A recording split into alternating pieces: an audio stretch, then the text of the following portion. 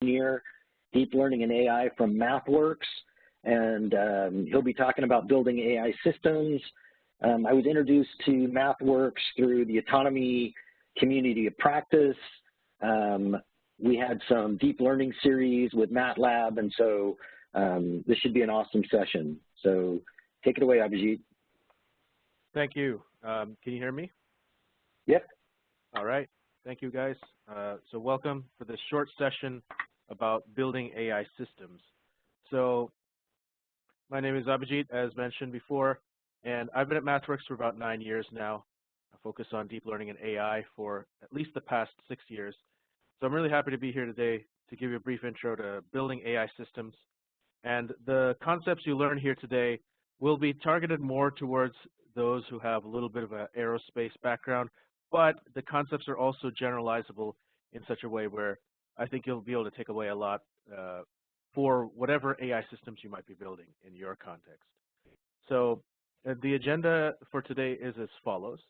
I'll talk briefly about how we use deep learning in engineering and science. Then I'm going to be spending a good amount of time talking about developing a deep learning solution. In our case, since I'm from Mathworks, we're using MATLAB. And then a little bit at the end towards how Mathworks can support you in doing deep learning. Okay, so with that, without any further ado, let's talk about deep learning in engineering and science. So just to level set everyone, I'm sure you've all seen this, but the idea is that deep learning is the key technology behind AI. And of course, AI is an old term that's become new again, any technique that enables machines to mimic human intelligence. So that was from way back in the 50s, probably, when it was first in the mainstream. Machine learning came about in the 80s, promising that machines can learn how to do tasks without doing explicit programming. And these are mainly statistical-based methods. But then neural networks, especially with lots and lots of layers, have become the de facto standard for machine learning these days. And therefore, because they have lots of layers, they're called deep learning networks. And for the last 10 years or so, that's really been the explosive driver behind AI. So I'm here to talk today about deep learning and how you can use it to build AI systems. So when we talk about AI systems, I actually mean AI-driven systems, because most of you are probably not going to be developing models purely for research, but that they will eventually end up in some form in a product or service of some sort. So there's a whole system into which AI is integrated. And so I'd like to give a diagram that we think about at Mathworks, how AI drives system design. So first, you have to have good data. Data preparation is key. In any modern machine learning approach, data is the lifeblood. If you don't have good data, if you don't have labeled data, if you don't have data that makes sense, it's organized, or enough balanced data, you're going to have a tough time when it comes to machine learning. Sometimes, for example, we use human insight to label data, because if you're going to teach a machine how to recognize something, well, you got to tell it what the correct answer is. But also sometimes there are expensive scenarios where it is prohibitive to be able to gather real data, and therefore simulation is becoming more and more applicable in the area of machine learning as to how to generate data for machine learning. So this is not an insignificant part. This is a very important part of the process, which is why we dedicate so much time and effort to this. And then, of course, after data preparation, there's always the fun, sexy part that everybody cares about. It's AI modeling, the actual development of the deep neural networks, the machine learning algorithms, the models that perform the task that you want. And so there's a lot involved even in this step. You will have to understand how to design and tune models. You'll have to, most likely, avail yourself of hardware acceleration somehow, whether it's locally in a cluster in the cloud. Somehow that has to be accessible. And of course, most research is implemented or provided in various formats, in various different Python frameworks, various different code bases. And so interoperability is essential if you're going to be successful at leveraging modeling best practices that are available out there. So with that, I mean, these two sections, you could say, of system design already comprise a quite large number of tasks, a huge amount of the process, but there's still more to come. After you've developed an AI model, it needs to be validated. And how do you validate? Well, before putting it into an actual system, you might want to simulate and put it into a test system.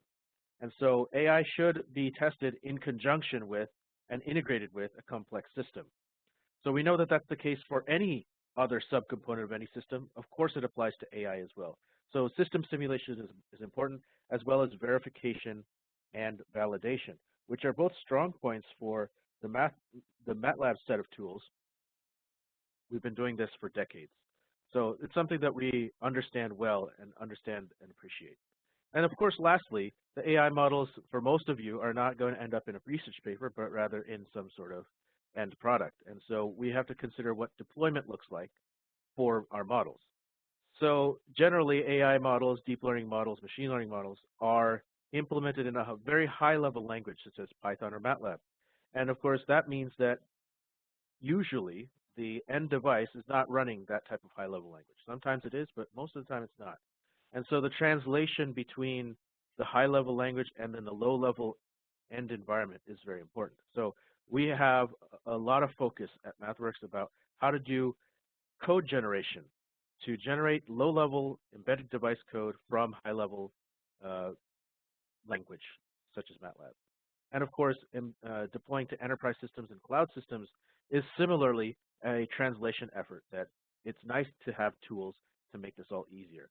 So we understand that just modeling is not the goal here. When it comes to building AI systems, you have to understand all of these aspects. And I'm going to explore all of these aspects today through the use of a particular example, which I'll get into in a few minutes. And in this example, we'll look at how you can use MATLAB to either accelerate parts of these or to use readily available tools to get yourself going, even if you are new to this area. So that's what we're going to talk about, AI-driven system design. It'll be a very brief overview given the time we have, but we, of course, encourage questions and so on throughout the presentation. I'll stop here for a moment. Have there been any questions?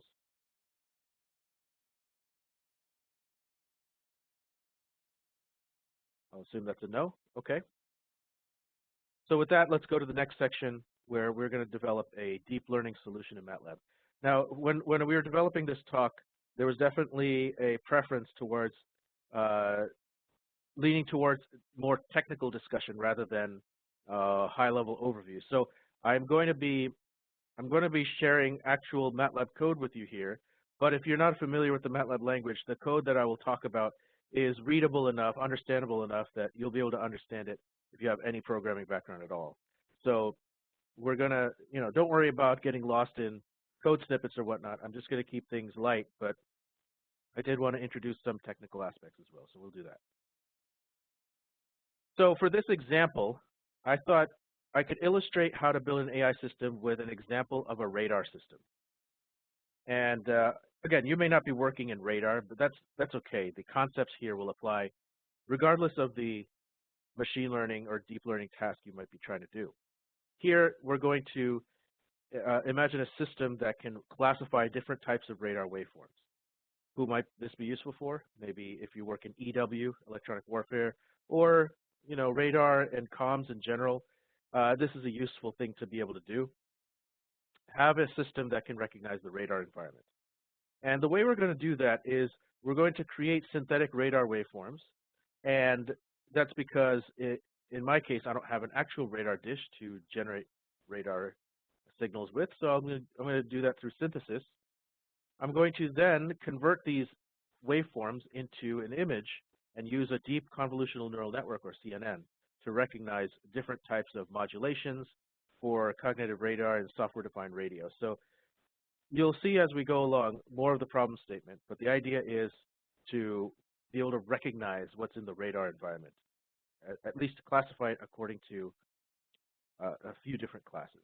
So again, this is a nominal example of a classification task. You can imagine your own scenario where you have your own type of data. Either way, this is a classification with deep learning example.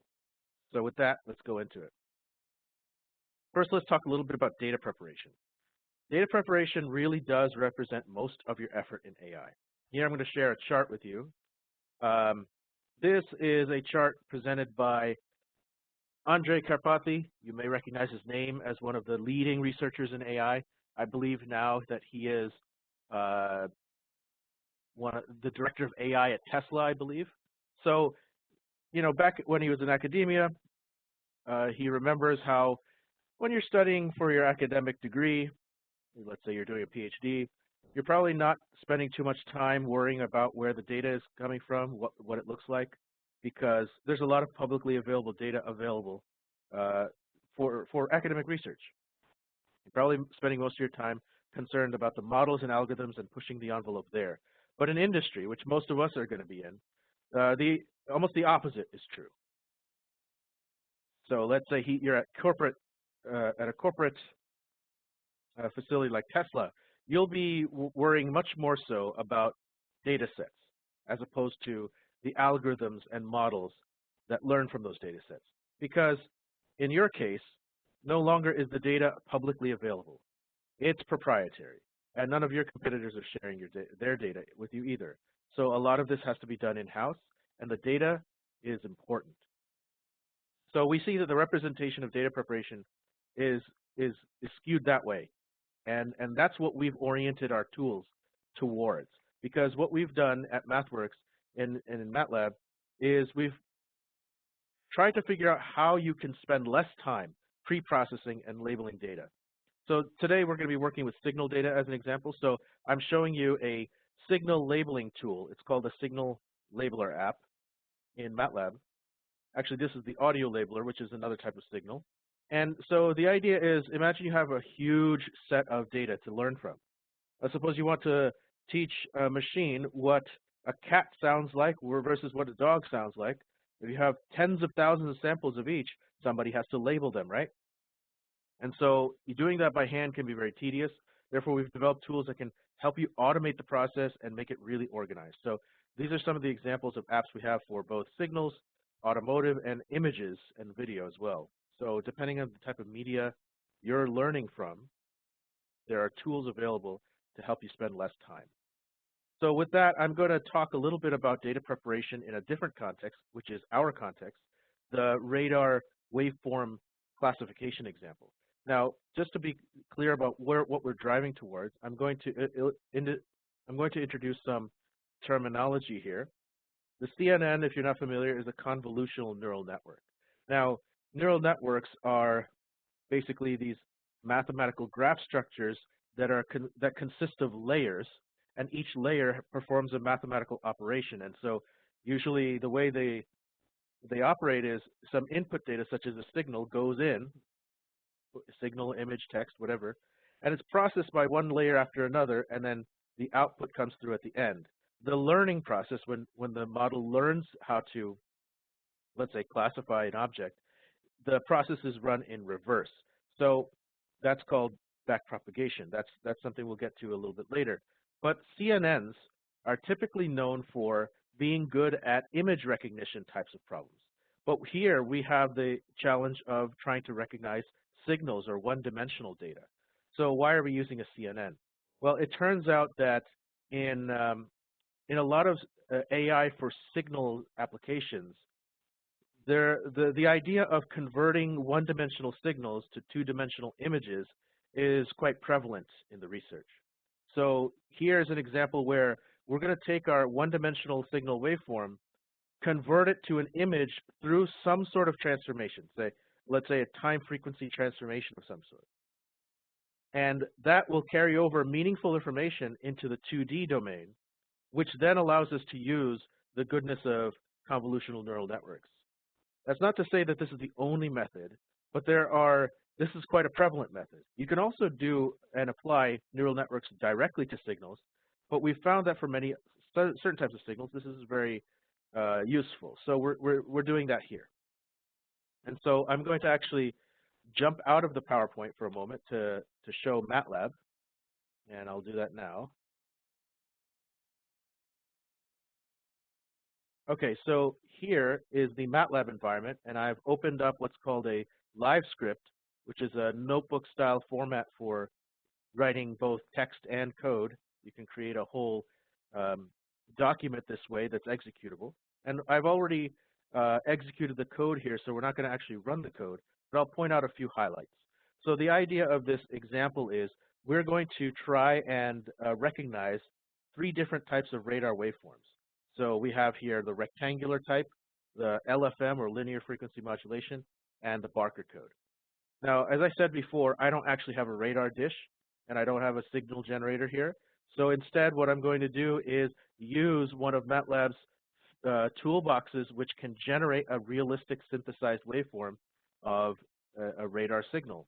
And so in this case, I'm going to use the phased array toolbox to generate examples of these particular waveforms, which then our AI algorithm will learn from. All right, so doing that, I gotta do this again. Let's see. All right. So here's the code. We're going to generate the waveforms, and in this case, I've chosen to generate 3,000 examples of these waveforms in each category. Now, there's another few categories here that I'll get into later. These are 5 additional categories of waveforms we'll talk about later. But right now, we have the 3 categories, and we're going to set up some signal parameters. I won't go into too much detail about these parameters, but things like the sample rate and the pulse ratio and other aspects that pertain to radar signals. We are defining all those properties and creating 3,000 examples of such signals with some randomization so that there's enough variation. And we're going to do that using some code here. I'm going to open the script that's doing this just to highlight what's going on. Let's see if I can make this a little larger. A moment. Yeah, there we go. Get a little bigger. Okay, so now we're looking at the script, and most of the code is not important. What we should see is that we are going to actually generate these waveforms that are radar waveforms, but then we're going to also distort them with real-world-ish distortions that you might see. We're going to send them through a communications channel and apply modulations such as Ricean multipath fading, phase and frequency offset. And see, we can do that using objects that are part of these toolboxes. So communications toolbox has the ability to apply such distortions, so it seems like it's coming from a real channel. In the case of rectangular waveform, we invoke the phased rectangular waveform object, and with that, you can instantiate the parameters and create your waveform, which is done here. We're doing the similar thing for the linear FM, LFM waveform. We're generating a bunch of signals with some randomized parameters, and the same thing with the Barker code or phase-coded waveform. We're doing that here. So with that said, we're generating a whole ton of signals here. So where are these signals going to be? Well, they're going to live in memory, but what we need to do is then write them to disk if we want to use them later on, and so we've done that as well by saving them to disk. So that a little bit talks about how you can get data. I mean, if you get real data from the real world, that's the best, but even if you do that, you'll have to label the data by hand. Or you can generate data and you already know what the data is labeled as. So here's some examples of FFTs of these waveforms. Now, if I were looking at these myself, just visually, I can't tell necessarily which of these FFTs belongs to which type. So of course, we're going to need to extract some information out of these waveforms to help the machine learning model discriminate better. And the way we've decided to do that is through a time frequency transform. As I mentioned before, there's a prevalent set of techniques out there where you convert a signal into an image before applying machine learning. And the reason we do that is we can carry forward some meaningful information. Now, there are many, many types of transformations. You could simply take an FFT, that's one type. Or you can do periodograms, spectrograms, spectral density. There's all sorts of time frequency transformations, wavelets, for example, that you could use. But, and all of these different types of transformations normally would require you to write a bunch of math or write a bunch of code. but these are all tools that are available out of the box in MATLAB if you use the toolboxes. So we found a whole list of time frequency transforms and decided to use this particular one called the WVD, called the Wignerville distribution. It's a particular type of transform that if I apply it to these waveforms, it gives me a better visualization of what's going on, a little bit, at least. LFM looks very different. The Rect and the Barker, though, look kind of similar. We're going to see if the machine learning model can run or learn based off of these types of waveforms. So we've decided to create a bunch of these images, and we've set them up so that MATLAB knows which of these belong to which. And that's going to be our training data. So with that, I'm going to jump back into our presentation to talk about the next phase. But before I go on, I'd like to ask if there are any other questions.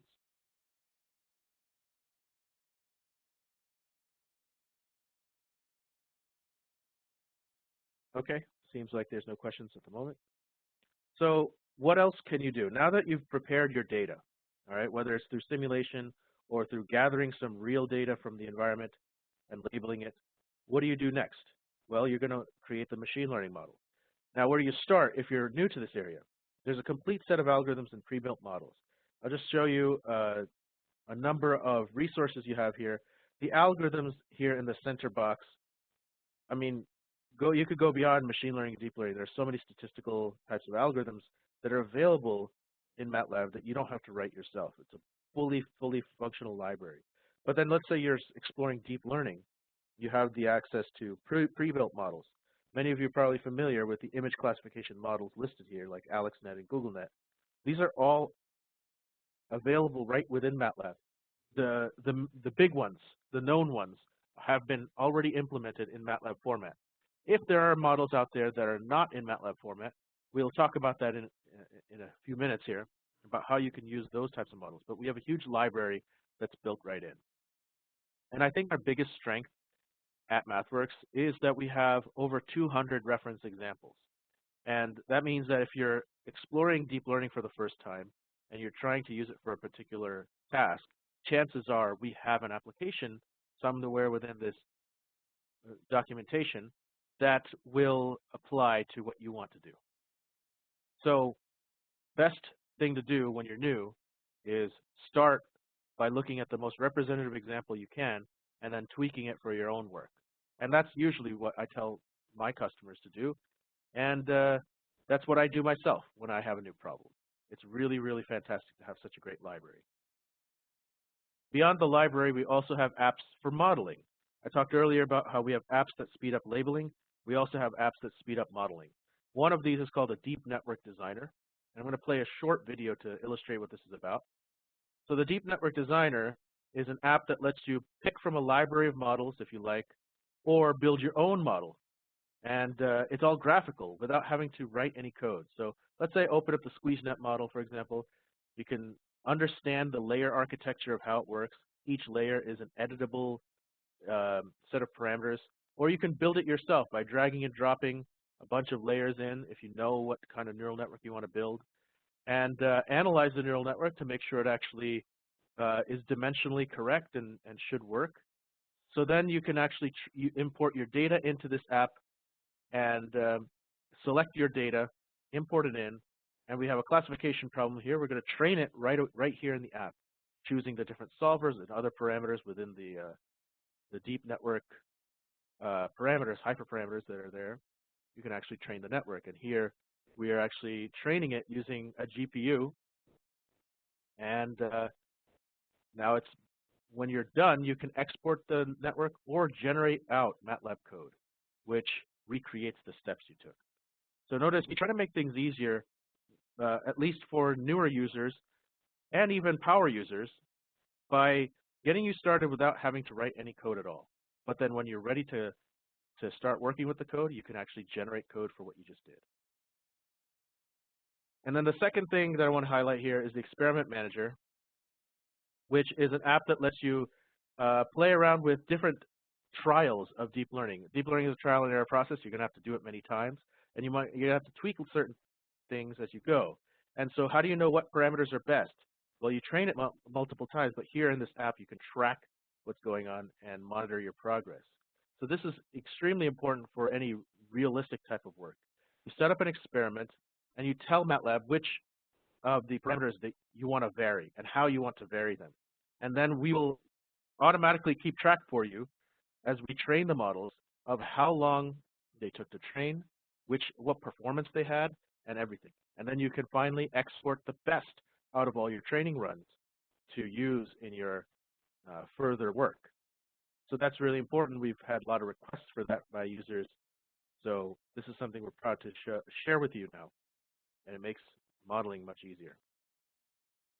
We can take advantage of hardware acceleration. Yes. I'm sorry, we're at a 3-minute warning.